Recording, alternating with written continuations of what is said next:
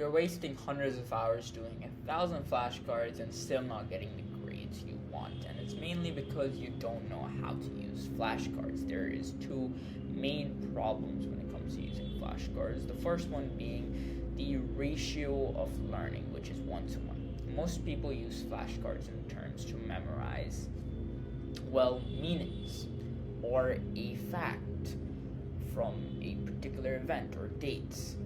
And this basically leads to the lower order of learning. For those who don't know what I'm saying, it basically only requires you to be at the bottom level of Bloom's taxonomy, which basically is the worst place to be in. The higher you go, the easier it is for you to do all the things at the bottom.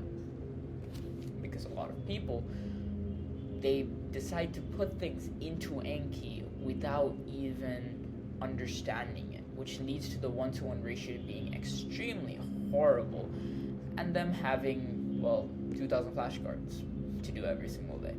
The second problem is it's overwhelming and time repetitive, or time consuming actually.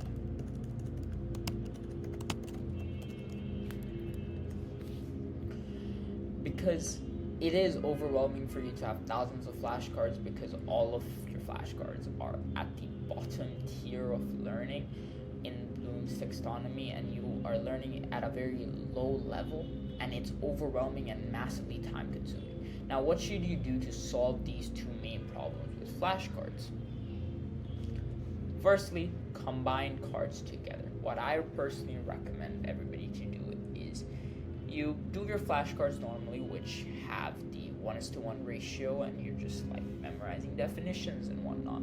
But then moreover, once you know the definitions, once you know the basic concepts, try to connect concepts together into larger bits of questions. For example, let's say you're learning about monetary policy and then fiscal policy, and that's two different flashcards explaining which one's which. You could possibly give a case study and go, okay, for this case study, which one would work better, monetary or fiscal?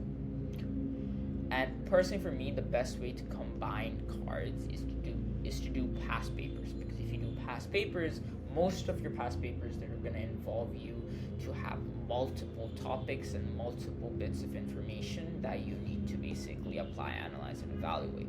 Now, yes, doing the past papers is a bit difficult. It will make your brain hurt, especially depending on the types of questions your actual exam board gives.